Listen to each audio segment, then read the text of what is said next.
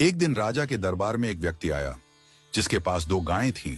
वह व्यक्ति राजा के सामने पहुंचा और बोला, महाराज, आपके राज्य में इतने विद्वान पुरुष हैं, आपके मंत्रिमंडल में इतने बुद्धिमान लोग हैं।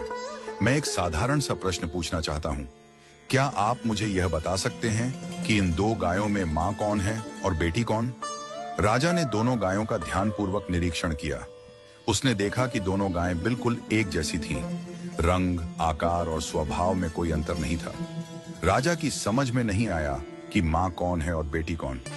उसने अपने मंत्रिमंडल को बुलाया और सबसे बुद्धिमान मंत्री से कहा, तुम देखो और बताओ कि मां कौन है और बेटी कौन।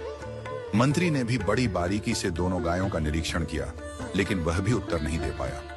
धीरे धीरे मंत्रिमंडल के सभी सदस्यों ने कोशिश की, लेकिन कोई भी इस साधारण प्रश्न का उत्तर नहीं दे पाया।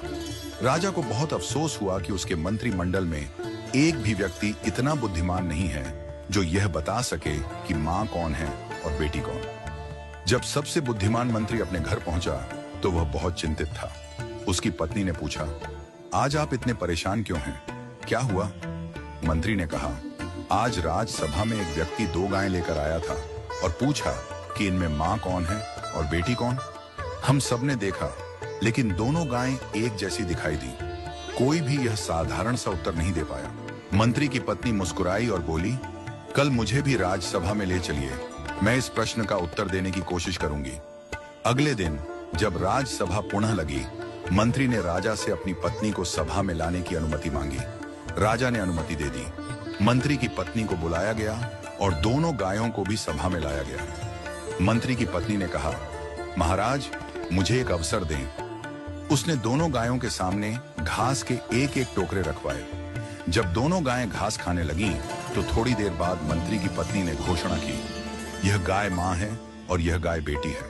वह व्यक्ति जो गायें लेकर आया था, उसने तुरंत सहमति जताई और कहा, आपने बिल्कुल सही पहचाना।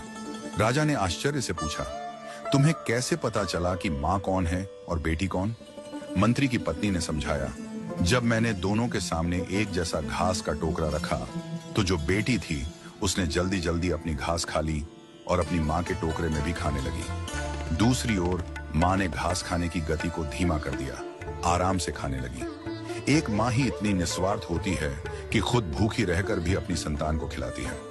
इस कहानी का संदेश बहुत गहरा है। जैसे एक मां निस्वार्थ प्रेम करती है और अपनी संतान की भलाई के लिए खुद को त्याग देती है, वैसे ही ईश्वर भी हमें बिना किसी अपेक्षा के सब कुछ देता है। हम सब ईश्वर की संतान हैं और उसने हमें यह सुंदर सृष्टि निस्वार्थ प्रेम से दी है।